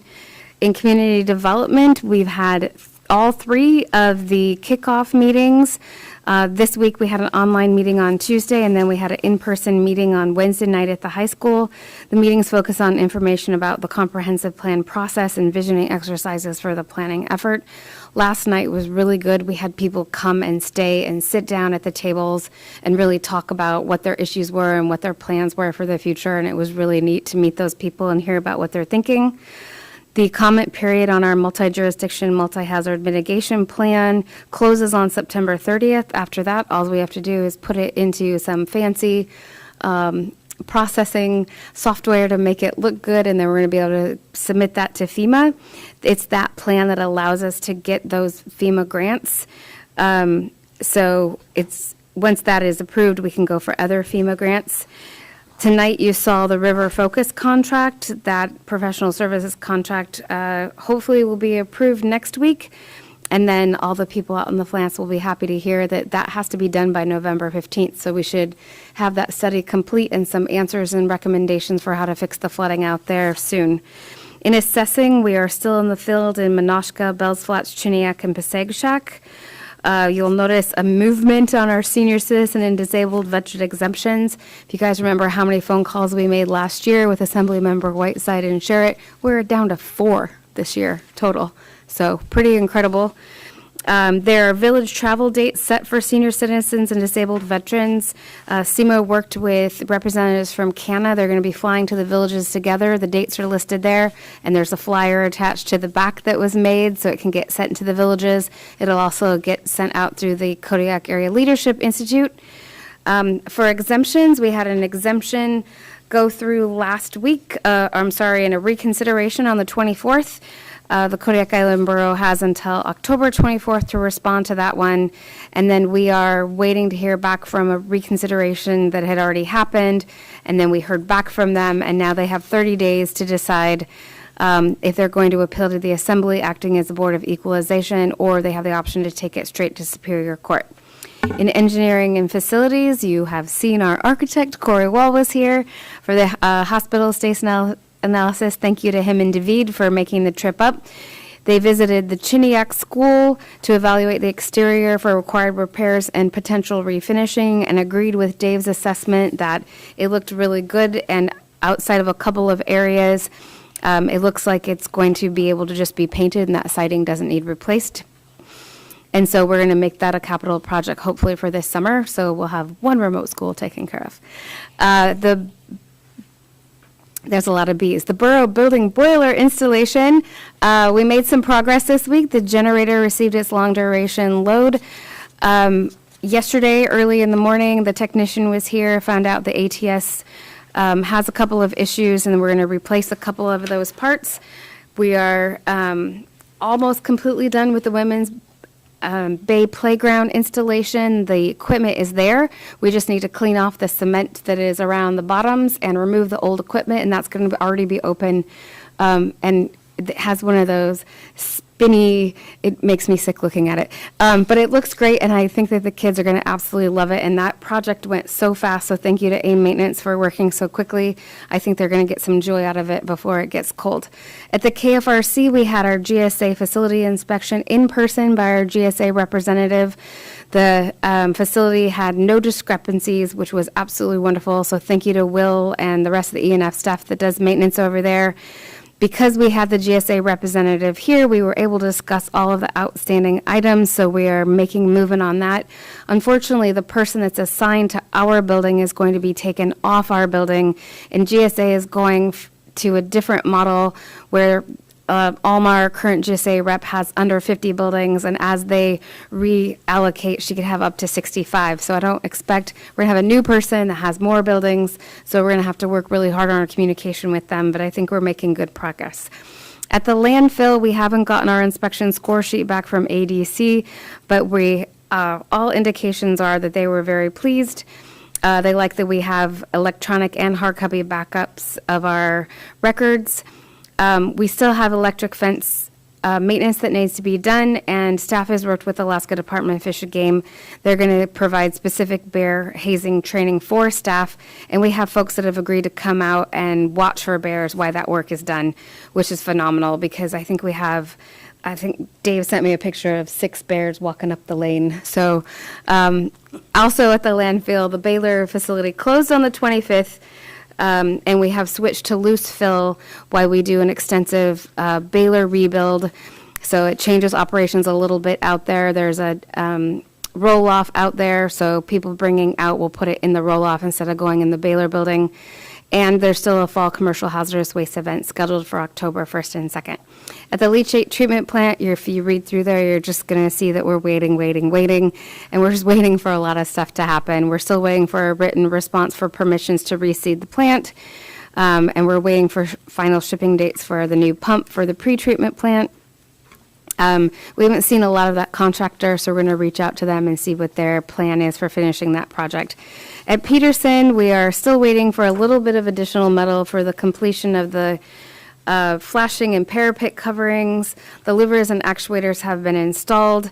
And then our project manager, Cody, this morning actually figured out that the reason the actuators weren't working is because they were installed upside down. So after a few hours in the rain, he has turned those things upside down, plug them back in, and they work. It was a miracle. Final inspection for that roof is scheduled for October 14th by the Johns Manville rep. I think everyone is very excited to see that finish up. We already talked about the Kodiak School. For snow removal and ice control, there are reviews of materials that Assemblymember Sherritt are still continuing. We have the lawyer looking at those, specifically about the municipal exemption part, and E&F staff and I are working towards a solution for Bayview and Menasca. It looks like, according to our lawyer, we're going to have to go out for a full RFP process. We should be able to push that out and have it advertised for the amount of time in this very short window, hopefully before the ice comes.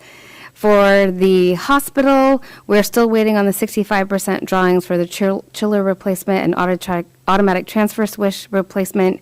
And I was contacted by what I call Big Providence, so Providence that's off the island, asking for letters, kind of a description of how long our process takes and how they work through HFAB and our ARB and that kind of a process. And so we've been working with them so that they understand our process better. and just our communications better. So I think that we're opening up those communication lines and figuring out whose responsibility or who's in finance. I almost get to stop saying this one. We're so close. But for those of you making a full payment, or if you missed the August 15th half payment, the total due has to be paid on or before October 15th to avoid additional penalties.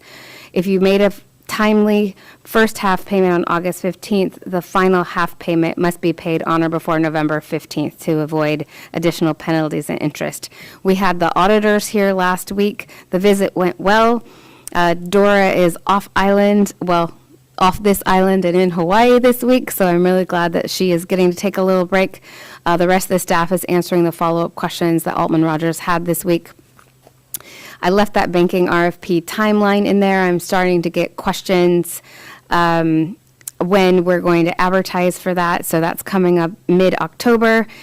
And in IT, their security audit, their responses are actually due by tomorrow. They've been providing information and documentation requested by auditors, and you see the rest of the timeline there for that project. They have started with their multi-factor authentication, so staff members are given the choice to get a text on their phone, to install a app from Microsoft on their phone that they have to log into and get their code, or they can carry a key fob if they don't want to use their cell phone. So there's multiple ways that you can get your second way to prove that it's you. When Fred wrote this, they were 18%. I know they got a few more today. As far as hardware, I saw a couple of new laptops up there on the dais, so I know we're getting closer to getting those all out. And GIS has worked really closely with community development over the last week, creating maps for the comprehensive plan kickoffs, and I know they created some maps for the pamphlet that went out too that they forgot to mention earlier. So Travis is being able to provide some services, and that's great. Included is that Alaska Groundfish Data Bank letter, and then the flyer that's made for our trips out to the villages. And then we also got a thank you letter this week for one of our donations, so I wanted to include that and make sure that you saw that as well. And I'm happy to answer whatever questions you might have. Mr. Sherritt. Thank you. I've got two questions. The first is, you're starting to receive questions on the banking RFP from interested vendors, I assume? Yes. Okay, perfect, thank you. And the second one is more probably directed towards your E&F staff. Sure. If I could get some information on the flocculent reduction efforts that you guys are using or trying to achieve, I would really appreciate that. Thanks. You're right, I would be completely useless in answering that. Mr. Whiteside. Thank you. A couple questions, Madam Manager. The reminders for budget discussions, how timely are those? How soon should I think about that? That, not at all. We, at one meeting, I think it was Assemblymember Ledoux, someone said, wouldn't it be nice if there was a way we could remember all of these things that come up that we want to remember for fiscal year '26? So I just wrote them down, Okay. and they will continue to be there at the bottom of the manager's report until we start talking about budget again. Well, thank you both. So, not action items right now, but I thought it would be easy to remember easy way to remember what we need to think about later. Okay, thank you, and thank you, Dr. Ledoux. And then mark your calendars. If there are open seats, can the assembly travel with you all on these trips? You might have to kick me out of a seat first. Yeah, absolutely. So we are contracting or sharing seats with CANA on those. Oh, okay. So one of them is a charter flight, the one that goes to 3 villages in the same day. And then after that, I would say that you'd have a better chance at open seats. But absolutely, the more people that can get out, the better. Cool, thank you. Madam Manager, in my first assembly, which was 6 years ago or so, each assembly member was assigned to a village for a year. And they traveled to them with CANA. And I had Larson Bay. Maybe we should consider doing that again. That would be wonderful, Mr. DPO. You could institute that. Well- If you need help with that, the staff is happy to assist if that's something that we're interested in. Again, So I've I heard could fill out a yellow form? you could just talk about it on Monday, sir. Okay. Mr. Deputy Presiding Yeah. Officer, those were done during the annual appointment of the boards or assembly reps Yeah. to different boards and committees. We had the mayor assign assembly members to the different cities The and different villages. villages. Yeah. If you would Okay. like, if that's the request of the assembly, I can add that Yeah. to the form that I'll be distributing after the election. Well, It's, or something that you probably should discuss first as an assembly, if Yes. that's something that you would like to do. Mr. Ledoux. I forgot my village apparently, because I don't remember being assigned one. No, it hasn't been done recently. It- It's been, I would say, about 7, 8 years ago. Mr. Whiteside. Thank you. I guess we're kind of going down a tangent, but I'm not against the idea as long as I would have the flexibility to also visit other villages as well. You do have the funding to do that. Cool. so- Thank you very much. Mr. Ledoux. I appreciate the information that the playground is going in out at Bells Flats. And of the pot of money that we used to replace that playground, how much do we have left? I think around 40,000? The reason I bring it up is that at one point in time, and I may have misheard, is that the borough has not done a lot of maintenance on the playgrounds within the borough responsibility. And I was wondering if perhaps what we could consider as an assembly, because playgrounds are very dangerous if they're not taken care of, is if we could do a survey of our playgrounds conditions, whether they're safe, whether there should be some changes made, holes filled in, et cetera.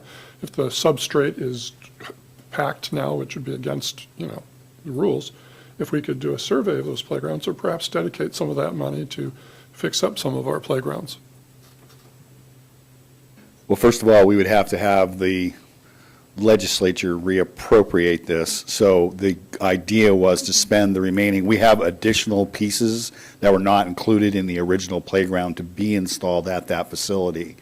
However, Patricia has been sent and is a certified playground inspector, and I've authorized her to buy all of the gizmos that a playground inspector uses, balls of certain size, certain bars of certain lengths to make sure that heads don't get stuck. And I would suggest we take the time to go to all of the borough playgrounds, including the schools, and go through and do a survey of all those programs. I will tell you that when I was sitting in that chair temporarily, I encouraged the assembly to take some of this ARPA money and spend it on playgrounds, because the equipment that we're removing at Women's Bay was there when I moved here 37 years ago. Well, if I may, I don't mean to go off too much. I'm sorry, I'm going to do a point of order. We're heading into a substantive discussion of an item that's not on the published agenda. Agreed. Yep, okay. All right, next is clerk's comments. Thank you, Mr. Deputy Presiding Officer. It has been a busy month for the clerk's office staff dealing with elections. The past 2 weeks, we've been holding absentee or early voting here in the assembly chambers. As of today, we've had 191 voters come through.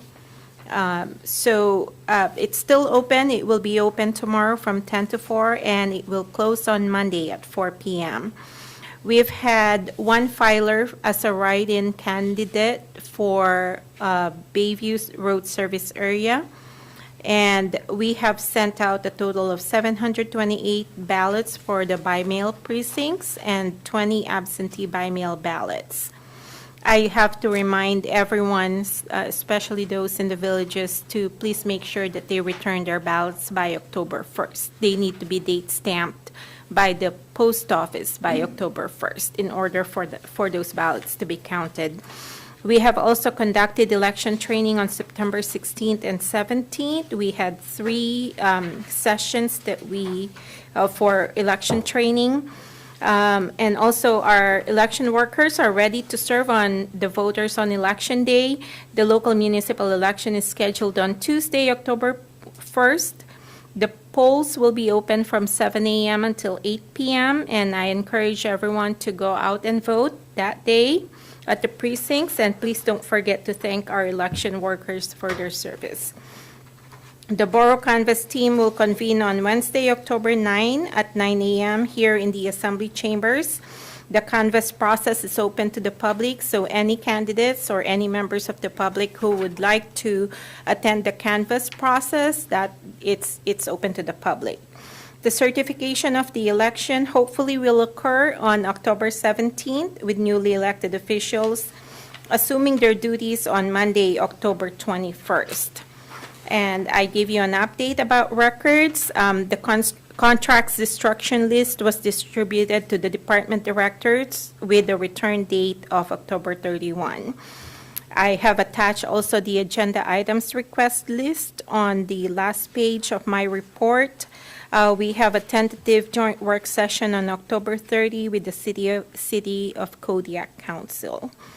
And then we have a couple of assembly members that are going on leave the next few weeks. Please keep me in the loop if you are going to be out of town so that we can determine quorum ahead of time. I have given you a list of current applicants for different boards. And then for miscellaneous items, I have sent you an email today, the letter that we wrote to ABC Board regarding the possible revocation of a license. They are scheduling it. They're considering it at a meeting in November. And we're currently processing renewals for Aquamarine, Tony's Packaging Store, B&B Bar. We continue to work with the attorney regarding the update to the liquor licenses ordinance. 16 liquor licenses are being reviewed as they enter that biennial. I hope I'm pronouncing that correctly. License period. Once we are done with our investigation, we will present those to you for your review. We will be advertising the seats that will become available at the end of this year. Additionally, we will be sending incumbent members an application along with the letter, informing them that their terms are about to end. On Tuesday, I believe, we met with the Consul General Neil Frank Ferrer, and I just provided you a few pictures there. And that's all I have. I'd be happy to answer any questions that you may have. Any questions of the clerk? Thank you. Thank you. Assembly member comments. Mr. Sherritt. I am one of those that will be gone in the coming weeks. I should be spending from around October 6th through the duration of October at the Mayo Clinic in Rochester, Minnesota. So I will not be available. Thank you. Thank you. Mr. Ledoux. I also will be spending some time at the Rochester Clinic, so I will be absent for a few days.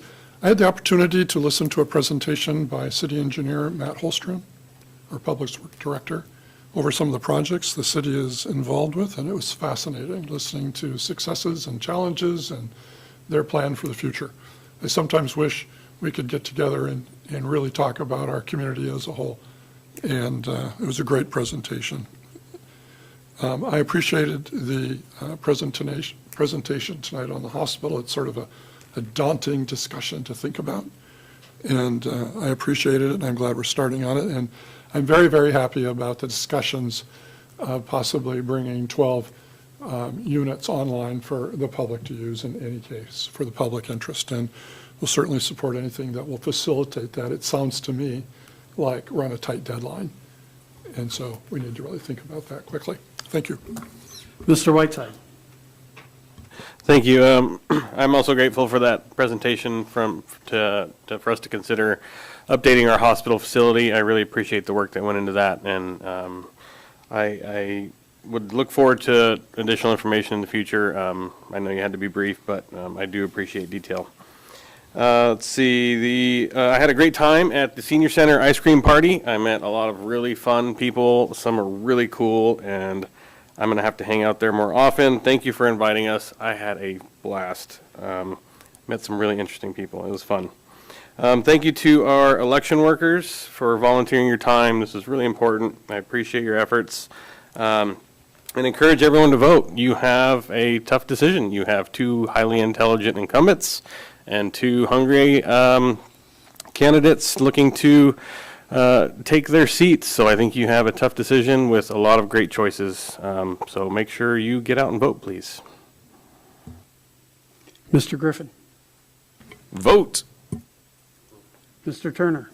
No comments. Moving on. Mayor's comments, the mayor isn't here. The events calendar, December 9th through 13th, the annual local governments conference, ML in Anchorage. And we're adjourned. But hold your horses. But wait, there's more. Mr. Deputy Presiding Officer, I'm just going to need a few minutes to reset here. Okay, should we take a 5-minute break? That would be great, if Okay. that's okay. Thank you. Ryan, what was your mother's maiden name? My mother's maiden name? Trout. Are you going to open a credit card? No, I just realized, see the Sherritt sign, the Sherritt brothers. And your father. Yeah, you probably knew Greg and Guy. Yeah. They're Well, I- what